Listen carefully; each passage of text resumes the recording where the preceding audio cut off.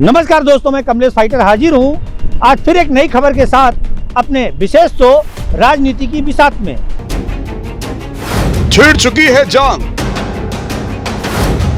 हो चुकी है शुरुआत, यही है राजनीति की बिसात। आज की खबर में हमारी मुख्य नायिका के रूप में सामने आ रही हैं बसपा सुप्रीमो मायावती।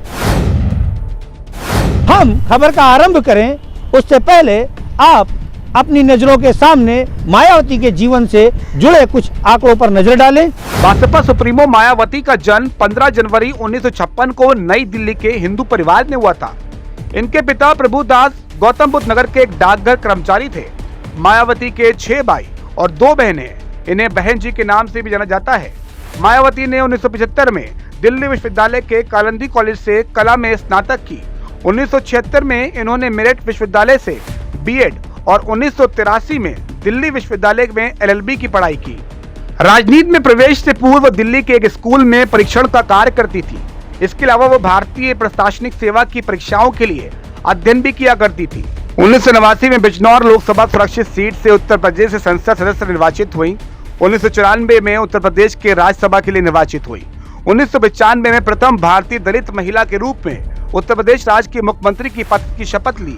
उत्तर प्रदेश की राजनीति में मायावती एक मजबूत स्तंभ है। इनके पास उत्तर प्रदेश में मुख्यमंत्री पद का कार्य 3 जनवरी 1995 से लेकर 18 अक्टूबर 1995 तक, 21 मार्च 1997 से लेकर 20 सितंबर 1997 तक, 3 मई 2002 से लेकर 26 अगस्त 2003 तक और 13 मई 2007 से लेकर 6 मार्च 2012 तक रहा। चुनावी महासंग्राम आरंभ हो चुका है। 2022 का यह चुनाव इस मर्तबा काफी चर्चित है क्योंकि हर एक दल वोटरों को लुभाने के लिए नित्य नए नए प्रयास करना आरंभ कर चुका है। कोई कह रहा है मैं लैपटॉप दूंगा, कोई कह रहा है मैं मोबाइल दूंगा, कोई कह रहा है मैं 300 यूनिट फ्री बिजली दूंगा और कोई कह रहा है कि मैं रोजगार दूंगा, तो कोई कह रहा है कि मैं स्कूटी दूंगा। ऐसे ही नित्य नए नए प्रलोभन से वोटरों को लोग लुभाने में लग गए हैं। परंतु हमारे उत्तर प्रदेश की राजनीति सिर्फ और सिर्फ यहाँ पर जो होती है वो जात पाति को लेकर के होती है। ऐसे में बसपा सुप्रीमो मायावती पर किसी की नज़र ही अभी तक नहीं गई है। हम आपको बता दें, हमारी आज की खबर की मुख्य नायिका बसपा सुप्रीमो मायावती हैं। मायावती के दिल में मुस्लिम प्रेम जाग चुका है। उत्तर प्रदेश में 2022 के चुनावी महासंग्राम में हर कोई अपने आप को अर्जुन, तो कोई अपने आप को कृष्ण, कोई अपने आप को भीष्म, तो कोई अपने आप को इस चुनाव का महानायक समझ रहा है। परंतु हम आपको बता दें, मायावती की ओर किसी की नजर ही नहीं गई है। मायावती ये वो नाम है जिसने सबसे पहले सत्ता में आने के लिए दलितों का हितैषी खुद को साबित किया था। उस समय जो मायावती के बोल हुआ करते थे, हम उस बोल को बोलने से पहले आपसे निवेदन करते हैं कि अगर आपको बुरा लगे तो हमें क्षमा कीजिएगा। हमारा उद्देश्य किसी की भावनाओं को ठेस पहुंचाना नहीं है, परंतु खबर दिखाना भी जरूरी है। मायावती के जो बोल होते थे सबसे पहले जब उन्होंने सत्ता हासिल की थी, तो उनका कहना होता था, उनके लोगों का कहना होता था, तिलक तराजू और तलवार, इनको मारो जूते 4।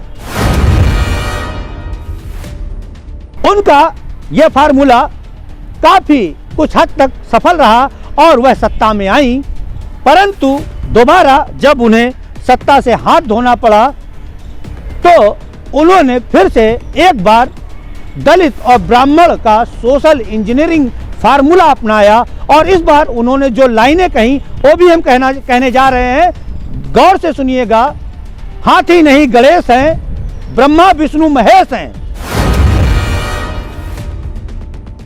मायावती का यह फार्मूला भी सफल रहा और उन्होंने उत्तर प्रदेश में मजबूती से सरकार बनाई। परंतु आगामी चुनाव में समाजवादी पार्टी से उन्हें हार का स्वाद चखना पड़ा और उत्तर प्रदेश में पूर्ण बहुमत से समाजवादी पार्टी की सरकार बनी। समाजवादी पार्टी से करारी हार के बाद बसपा सुप्रीमो मायावती ने 2012 से लेकर के 17 तक काफ़ी मेहनत की, परंतु वह सफल नहीं रही, जिसके बाद भारतीय जनता पार्टी की उत्तर प्रदेश में सरकार बनी और वर्तमान में है भी। वर्तमान समय में जहां एक और सभी जगह चर्चा यह है कि भारतीय जनता पार्टी और समाजवादी पार्टी के बीच काफ़ी मजबूती की टक्कर देखने को मिलेगी, वहीं मायावती ने अब एक नया फार्मूला निकाला है। मायावती के दिल में मुस्लिम प्रेम जागा है।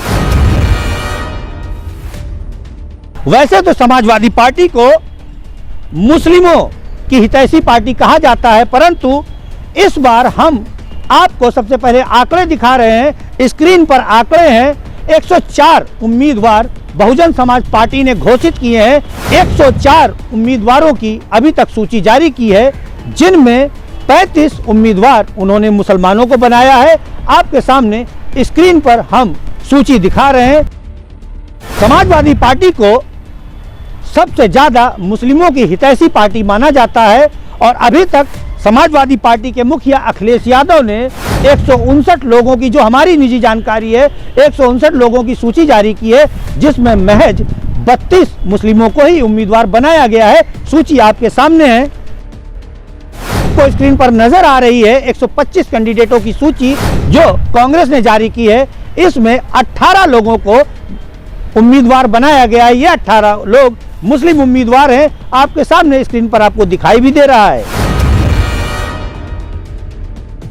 अभी तक के आंकड़ों को आपने देखा, इससे स्पष्ट हो जाता है कि हर कोई अपनी अपनी गणित लगाने में लगा है, परंतु थिंक टैंक मायावती को हर कोई भूल चुका है। परंतु मायावती धीरे धीरे उनके अंदर जो मुस्लिम प्रेम जागा है, ऐसा ना हो उनका यह मुस्लिम प्रेम अन्य दलों के लिए भारी पड़ जाए। इशारा आप समझ ही गए होंगे, सबसे ज़्यादा प्रभाव किस पार्टी पर पड़ेगा। इस खबर में अभी तक हमने किसी से बात नहीं की है कि जो मायावती के दिल में मुस्लिम प्रेम जागा है, उस पर उनका क्या कहना है। तो चलिए शहर के कुछ लोगों से बात करते हैं, पूछते हैं कि जो मायावती के दिल में अभी तक का जो आंकड़ा है, मुस्लिमों के लिए प्रेम जागा है, ज़्यादातर उन्होंने मुस्लिमों को ही टिकट दी है। तो चलिए क्या प्रभाव पड़ेगा चुनाव पर, उसके लिए बात करते हैं। अभी तो बहन जी अपने पूरे प्रत्याशी जब घोषित करेंगे तो 100 से ज्यादा उम्मीदवार देंगे। आज इन्होंने 104 पे पैंती दिए, जबकि समाजवादी पार्टी ने 160 प्रत्याशी में जो जीतने वाले प्रत्याशी थे वो 32 मुस्लिम प्रत्याशी दिए थे। जबकि बहन जी ने पिछले 5 सालों में क्लियर कर चुकी हैं, साफ कह चुकी है, वक्त आने पर वो भाजपा के साथ जाने का काम करेंगी। तो वो उनका मुस्लिम प्रेम नहीं जागा है। ये जो मुस्लिम प्रेम दिखा रही है वो दिखावा है और मुसलमान समझदार है। मैं आपके चैनल के माध्यम से मुसलमानों से दरख्वास्त करूंगा कि बहन जी के झूठे बहकावे में मत आ। ये मुस्लिम प्रेम दिखा रही है, मुस्लिम प्रेम नहीं है। ये MIM के साथ वाली बी पार्टी है, वह बीजेपी की। ये मुसलमानों को टिकट दे के जहाँ अक्सरियत में मुसलमान होंगे वहाँ ये एक को ढूंढ के टिकट देंगी। उसके बाद समाजवादी पार्टी के या जीतने वाले जो प्रत्याशी हैं उनको हरा के बीजेपी को जिताने का काम करेंगे। मुसलमानों का वोट तो हर पार्टी को चाहिए, लेकिन मुसलमानों का भला कोई पार्टी में नहीं है और ना ही कर रही है। आज मैं 50 साल हो गए यही देखते चला आ रहा हूँ कि हर पार्टी मुस्लिम को अपना वोट बैंक समझती है और उसके बाद किनारे कर देती है इलेक्शन के बाद। आज तक मुस्लिम का किसी पार्टी ने भला नहीं किया है। सभी पार्टियां मुसलमानों को टिकट दे रही हैं और कोई पार्टी ना ही शिक्षा की बात करती है और ना ही चिकित्सा की बात करती है। इस टाइम पे युवाओं को शिक्षा और चिकित्सा की दोनों की ज़रूरत है।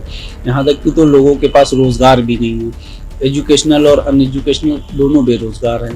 तो हम ये चाहते हैं कि लोग शिक्षा और चिकित्सा की भी बात बीच में लाएं और शिक्षा और चिकित्सा की दोनों की ज़रूरत है।